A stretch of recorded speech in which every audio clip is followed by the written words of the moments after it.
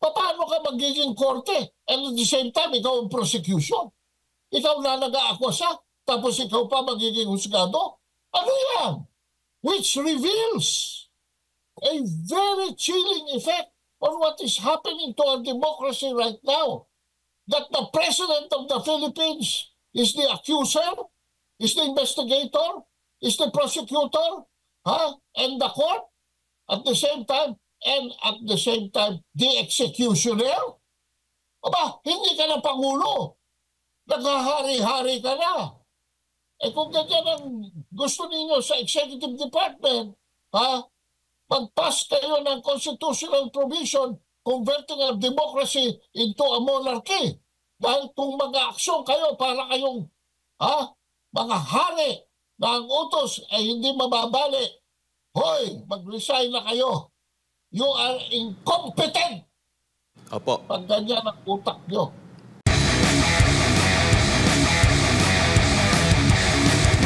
Yung naganap kahapon na pagdinig ng Senado tungkol doon nga sa pag-aresto kay dating Pangulong Rodrigo Duterte. Ano bang masasabi ninyo? Naging malinaw na ba kung sino yung nag-utos dito nga sa pag-aresto kay dating Pangulong Duterte patungong ICC? Well, ang lumalabas dito ay kung sino noong madaling araw ng March 12 sa isang press conference na kasama niya ang Local Government and Interior Secretary John Vic Remulla, ay siya rin ang lumalabas na nag-uutos-utos dito. Una-una, niloko niya ang taong bayan nang sinabi niya na hindi dahil sa ICC ang ginagawa niya, kundi dahil sa Interpol. Ito po ay lumabas kahapon na malaking kabalintunan sapagkat unang-una na-establish na sa first hearing na walang red notice at meron lamang ICC, no? Diffusion request. Maliwanag po yan, mga kabansa.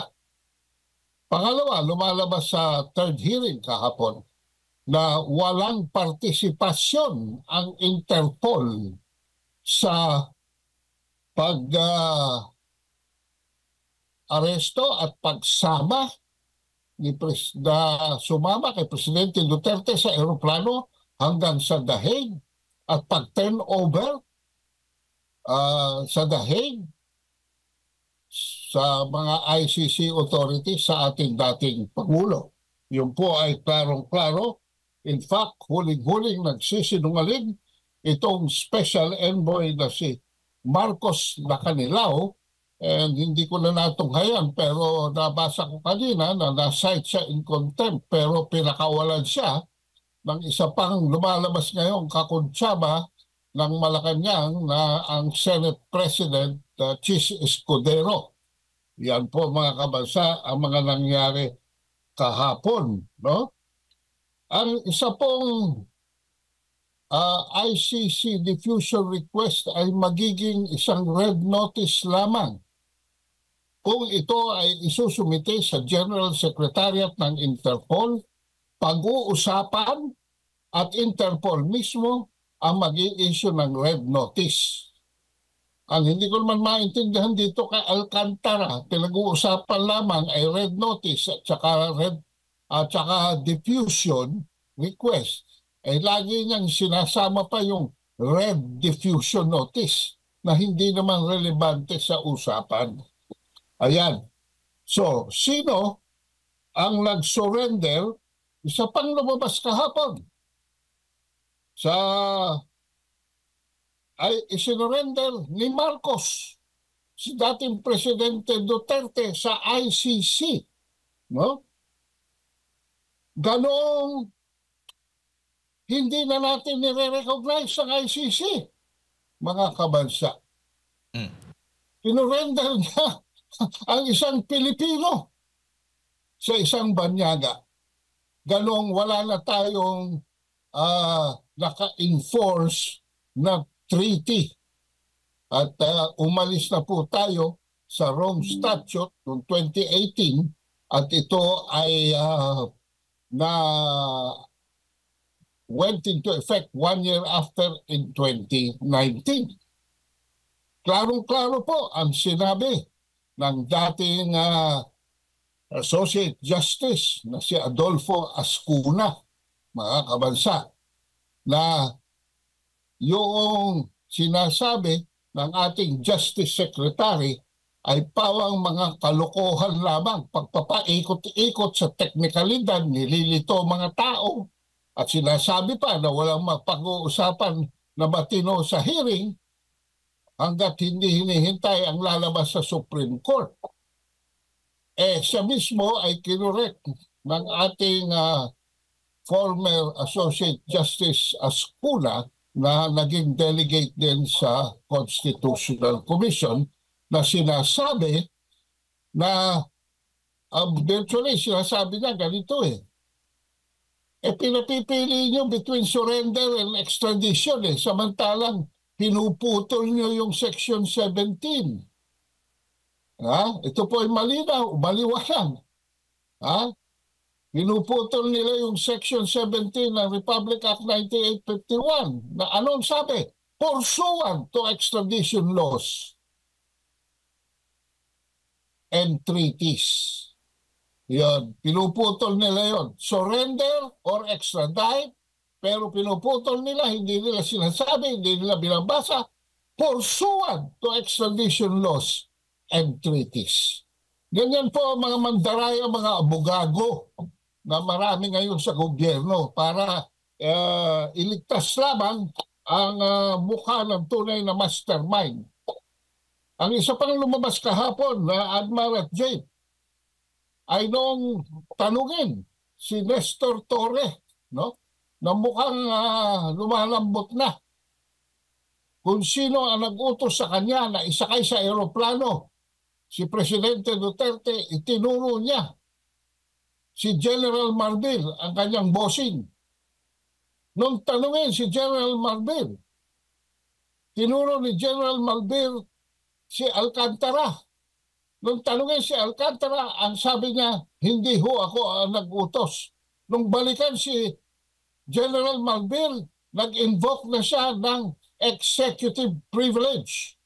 Bakit mo i-invoke ang executive privilege?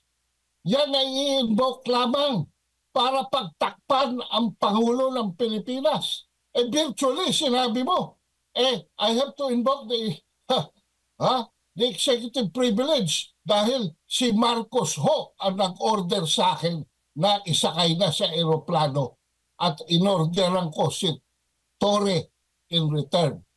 Ayan. So, lumalabas na, nakakabukuhan na Admar at Jade. Opo.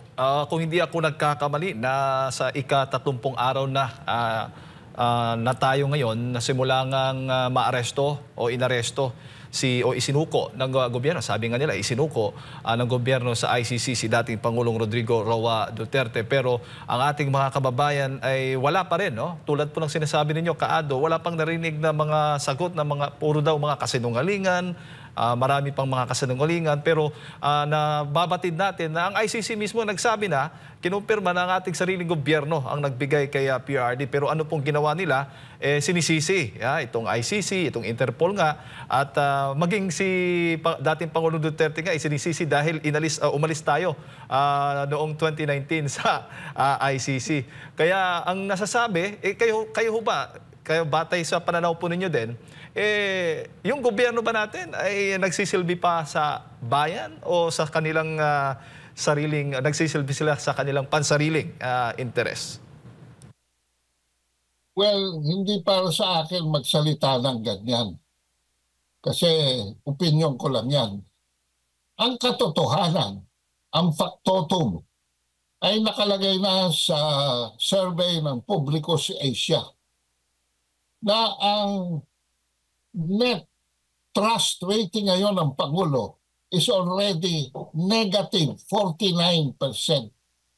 At ito ay makukuha natin by deducting his trust rating of 14 to his negative trust, to his distrust rating of 63.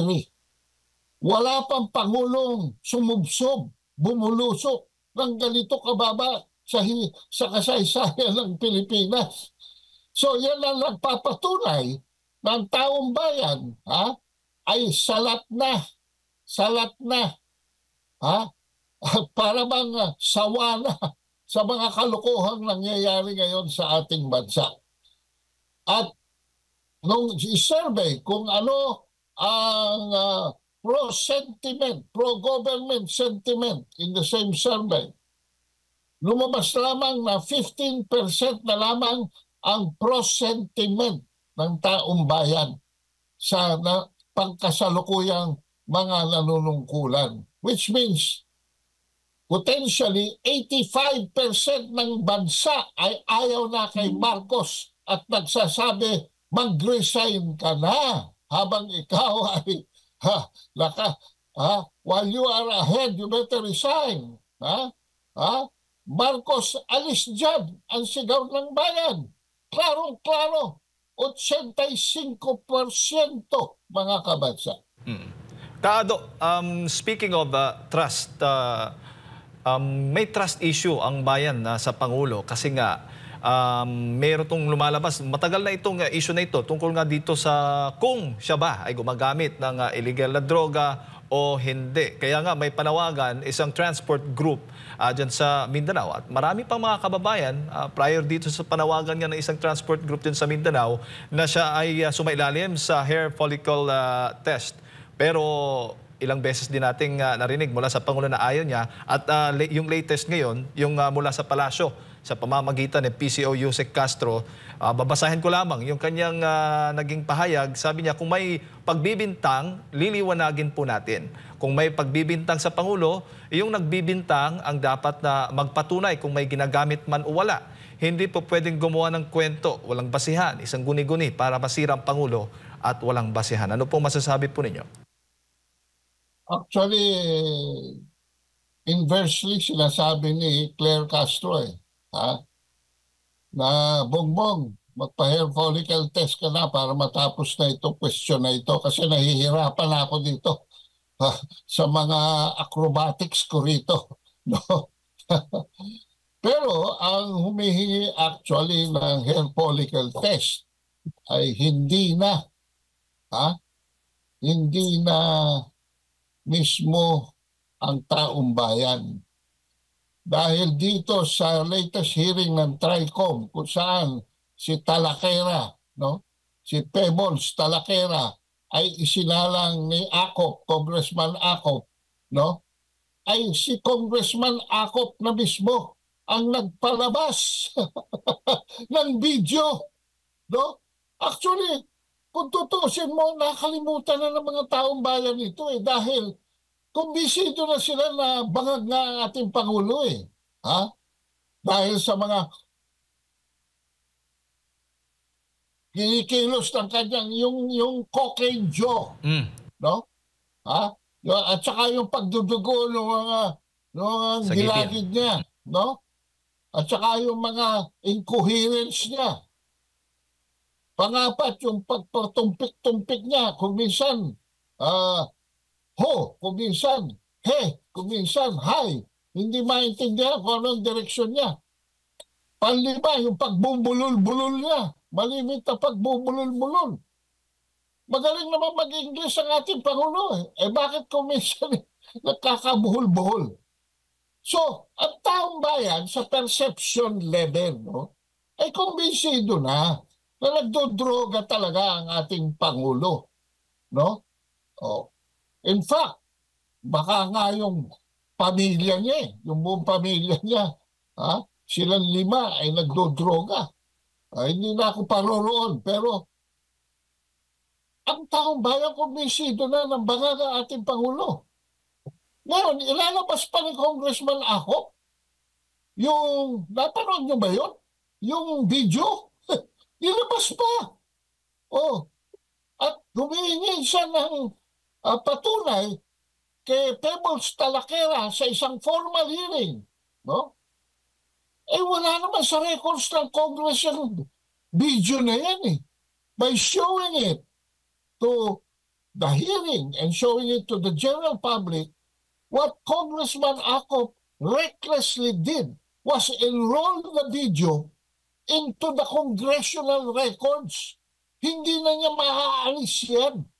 No?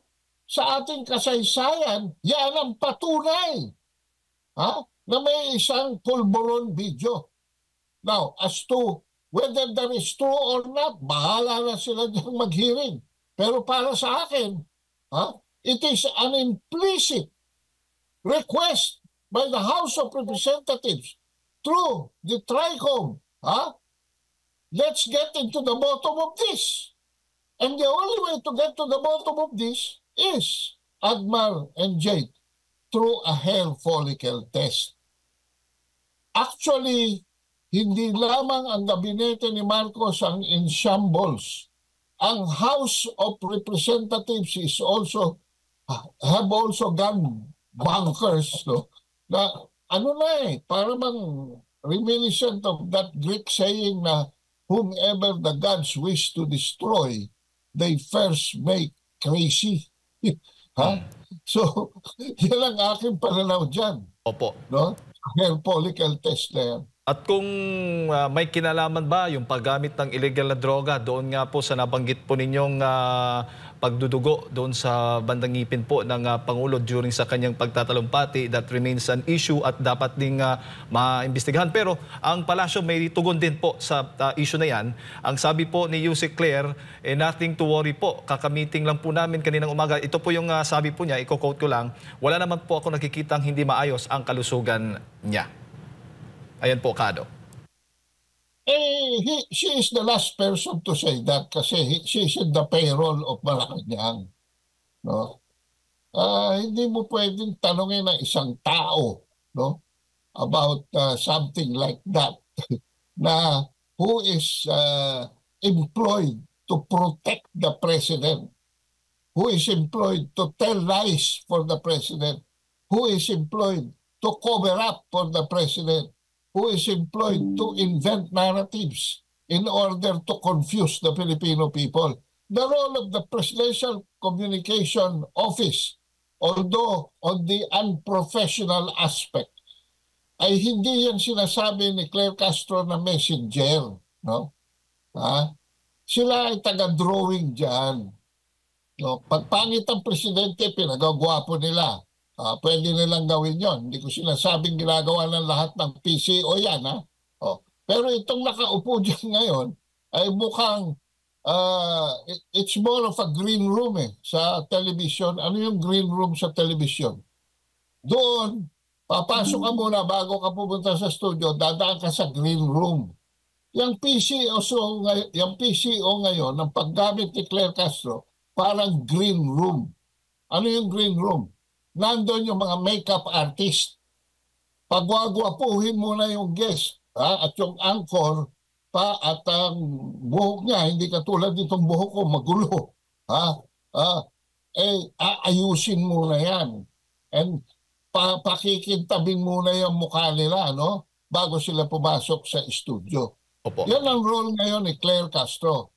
At saka Claire Castro is the last credible person in government right now. Lahat na ng vlogger Hindi lamang 10 vlogger. Inaatake na siya dahil patumpik-tumpik, pabali-balintong. At saka, ito lamang ang press officer na nakita ko na nagbibigay ng sariling opinion. Akala ko ba sabi niya messenger lang siya.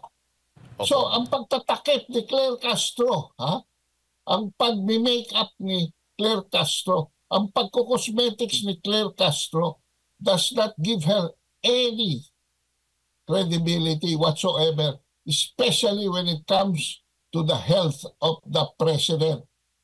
Opo. Bago ko lang ipasa kay partner Admar Kaado, hindi natin masisisi yung ating mga kababayan kung bakit ganun na lang yung kanilang panawagan na dapat sumailalim po sa hair follicle test at i-check yung kanyang kalusugan ng Pangulo dahil mahalaga po ang kasi nga kung ang question po doon kung kaya pa ba niyang magampanan yung kanyang tungkulin, ang kanyang pamamahala, lalo na kaliwat kanan ng ating natatanggap na mga balita tungkol po sa pagtaas ng kriminalidad. bago lamang isang negosyanteng Chinese ang pinatay, dinukot, kinidnap at pinatay at matapos ngang magbigay ng halos 100 milyong ransom. Ano ho ba ang masasabi po niyo dito, Kaado?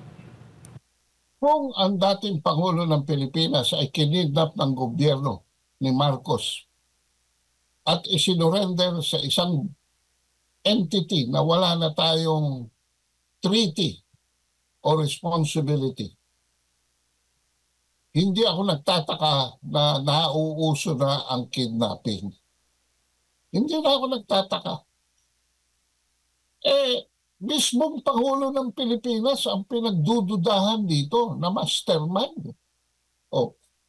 Sino pa? Di ba? Ngayon, balik ako doon sa dapat ba sisihin ang Pilipino, ang taong bayan sa pagdidemand ng hair follicle test? Of course na. Unang-una, ang boss ng Pangulo ay ang taong bayan. The absolute sovereignty, according to our Constitution, rests on the people of the Republic of the Philippines. Ang hawak na soberanya ng ating Pangulo at ng Kongreso at ng Hudikatura are only derivative sovereignties. Delegated lang yan by the people through the Constitution. No? At ang Constitution ang nagpapahayag kung paano gaganapin ng gobyerno ang kanilang function, being the bearers of a derivative sovereignty. Nandyan. Kaya yan ang tinatawag na ugat ng lahat ng batas. No? The basic organic act. Kaya the president, no, is accountable to the people. And whoever is running, especially the executive arm of the government, must always display, make transparency, and account for his capability to rule the country. Ang pattern na nakikita natin dito sa ating Pangulo is, ala verde. Kayo ba'y marunong mag-jolens? Yung marbles? May tinatawag dyan na ala verde. Yung itatapon mo yung holin mo doon sa bilog na maraming holin, tamaan na kung anong tamaan, lahat ng lalabas doon sa bilog ay magiging sayo. Bakit ko nasabi yan? Unang-una hanggang ngayon, hindi natin maintindihan kung ano yung 5,500 flood control projects na sinasabi niya. Pangalawa, sa public works pa lang to, ha? Pangalawa, nung gumuho yung bridge sa Isabela, anong sabi niya? Design flaw. Sinagot siya nung designer, yung civil engineer na napakagaling pala nun. Halos lahat pala ng tulay sa Visayas siya nag-design. Si Mr. Cañete, si Engineer Cañete. Ano sabi ni Engineer Cañete? Imposible. Dahil ang code 27 tons lamang, ginawa nga namin 54, dinoble pa namin. Kaya lang, bakit bumagsak? Logical na logical eh. Bakit bumagsak? Pinadaan nila ang maximum tonnage, allowable is 54. 102 tons yung dumaan na na 10-wheeler eh. So, wala sa tamang wisyo eh, Tapos sasabihin niya rito ngayon, very recently, fast forward na ako, na Interpol daw ang dapat na pinagbigyan niya, hindi raw ICC. Mismong ICC na ang nagsasabi ngayon na siya ang nagpadala doon sa ating dating Pangulo. So, this has formed a pattern. Hindi lamang tatlo, marami. Marami. Yung asa na yung mga foreign investment na pinangako niya. asa na yung 20 pesos na bigas na pinangako niya? Oh, asa na yung sinabi niyang wawakasan niya ang korupsyon? Oh, ang dami, ang dami. Ever since he took office, ito ay nagsimula, napansin namin ito, na nagsimula noong February 2, 2023. Mula noong February 2, 2023, ang behavior ng ating Pangulo is already out of control. Oh, hindi ba? Binaliktad niya yung polisiya ni Duterte sa South China Sea. Oh, na makipag-usap sa China para makapag-deliver tayo ng resupply sa ating mga marino sa BRP Sierra Madre sa Ayungin Shoal. Pinutol na yun. Oh. Tapos, noong sabihin niya, paradigm shift, bandang Disyembre ng 2023, hindi ba tinanggal niya yung isang Rear Admiral? Bakit? Nakipag-usap sa China. Hindi maintindihan itong ating Pangulo. Sala sa lamig, sala sa init. No? So, anong konklusyon na lumalabas sa mga taong bayan? Wala siyang sa sariling bait. Kaya nga, humihingi tayo ng accountability. Humihingi tayo ng hair follicle test. Yan ang katotohanan dyan. Hindi naman basta tayo hihingi just because gusto natin o galit tayo o may sama tayo ng loob. No. Nakikita kasi natin sa behavior niya eh. Pagharap lang niya sa sa mga ambush interview, ay natataranta pa nga kumisan, tawa ng tawa. Hindi maintindihan ang kanyang behavior.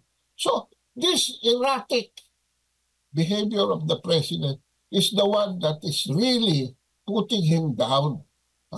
Tapos ang mga polisiya pa niya, hindi lamang malabo kung hindi para sa taong bayan.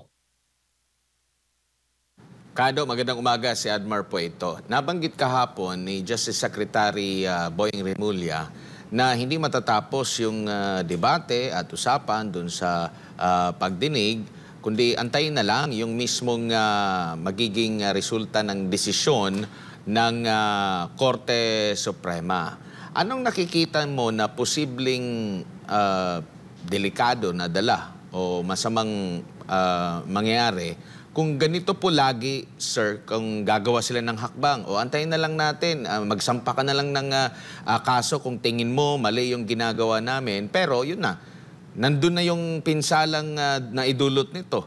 Na idala na, halimbawa, dito sa sitwasyon po ni former President Rodrigo Duterte, nandun na idala na doon. Hindi na basta-basta makakabalik dito. Tapos simple lang na sasabihin na antayin na lang natin ang magiging desisyon, ganito, ganyan.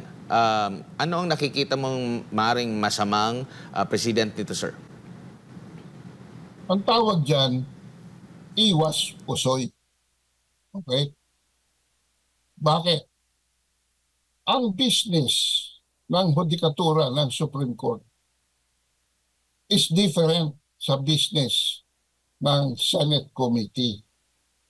Yung Senate Committee is exercising its duty in aid of legislation. Kumukuha siya ng impormasyon para maging giya sa paglimbag ng batas. At part ito ng kanyang oversight. Kasi may oversight functions ang ating Senado, lalo na ang ating Senado, because it is the upper house over the executive. Yan yung check and balance. Ang hudikatura naman ay sinampahan ng kaso ng habeas corpus ng mga malapit, mga kamag-anak ng ating Pangulo. So, iba ang issue dyan. Iba ang issue dyan. Yung habeas corpus has nothing to do with what the Senate is doing and vice versa. Bakit? Maraming batas eh. Unang-una, yung Republic Act 9851 na ginaganon-ganon nila. So, there is an obvious need to amend that Republic Act, no longer to conform in any way with the Rome Statute kasi umalis na tayo sa ICC. But to make it a Philippine law where yung pursuant to extradition laws and treaties, bago ka mag-surrender or mag-extradite, ay klaruhin. Very clear. Very clear. Pangalawa, baka kailangan i-amend ang Presidential Decree 1069. Ano yung Presidential Decree 1069? Yan ho ay panahon pa ni Marcos. Sabi nga ni Amy Marcos, baka nga ako pa nag-type yan nung panahon ng tatay ko yan Bakit? Klarong-klaro doon na ang steps, ito hindi nag-discuss sa Senado Ang steps to extradition, ang first step dito sa kaso ni Duterte, ICC must first request the Department of Foreign Affairs for the extradition of the former president to The Hague. Dadaan sa DFA. If the DFA does not see any impediment, Section 2, the Secretary of Foreign Affairs must endorse it to the Secretary of Justice. Yan ang second step. Number 3, and if so warrants, step number 3, no? The Secretary of Justice must appoint an attorney to study the case and file the necessary pleadings in court. Number 4, ito ang pinakadaming na hindi nadidiscuss sa komite. And I hope nakikinig ang staff ni Amy Marcos dito sa inyong programa. Ano sinasabi? The Court of First Instance. Wala nang Court of First Instance. So ano na dapat yan? It should read like the Regional Trial Court. Yung aksyon ng attorney must be filed with the Regional Trial Court. And ito yung smoking gun, Admiral Jane. The court shall have the exclusive power. Klarong-klaro sa batas. The exclusive power to hear and decide on the case. Yan. So, itong ginagawa ni Boying, is iwas pusoy. Ginagawa lang naman itong mga taong to Kaya nga, sinasabi nila, magsabi na kayo ng katotohanan dito. Para hindi na kami kailangan pa mag-file ng case sa korte para lamang habulin kayo dahil nagsinungaling kayo rito. Kami gumagawa ng batas, we need guidance. Ito si Boying is trying to avoid any further disclosures by any of those that were subpoenaed to protect the mastermind. Meron pang, dyan sa hearing na yan, meron pang hindi isang na-clarify na dapat i-clarify in a law. Ako, hindi ako lawyer. Common sense lang ginagamit ko. Just like the 120 million Filipinos. Tayo. Hindi naman tayo mga abogado. Pero ito ang dating sa atin. Unang-una, maski diffusion request yan na hindi naman nagpapa-aresto sa Pangulo, humihingi lamang ng impormasyon. Or, halimbawa, na-process into a red notice. Na-aksyonan ng Interpol at gumanap ang Interpol. The action of the diffusion notice and the Interpol is only as good as a provisional arrest.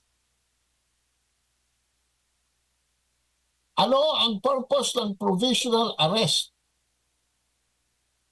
To hold the person ha, until pursuant to extradition laws and treaty, iharap siya sa korte. Itong mga etche-boretche ng ating Justice Secretary is even abusing his own power. As far as they are concerned daw, they are a competent judicial authority. Ano ito? Legal acrobatics? Kalukuhan yan. Tapos mayroon pa silang sinasabi that the prosecution is the court because the prosecution is part of the court. Oy, the prosecution might be an officer of the court, but it is not part of the court. The prosecution is part of the Department of Justice. The court is a separate entity. Although the ang piskalya ay considered the officer of the court, it is an extension of the Department of Justice. It is that. It is that. Kasi, paano ka magiging korte and at the same time, ikaw ang prosecution? Ikaw na nag-aakusa, tapos ikaw pa magiging husgado? Ano yan? Which reveals a very chilling effect on what is happening to our democracy right now. That the President of the Philippines is the accuser, is the investigator, is the prosecutor, and the court at the same time, and at the same time, the executioner? Aba, hindi ka na Pangulo. Naghahari-hari ka na. Kung ganyan ang gusto ninyo sa Executive Department, mag-pass kayo ng constitutional provision converting our democracy into a monarchy. Dahil kung mag-aaksyon kayo para kayong mga hari na ang utos ay hindi mababali, hoy, mag-resign na kayo. You are incompetent. Opo. Pag ganyan ang utak nyo.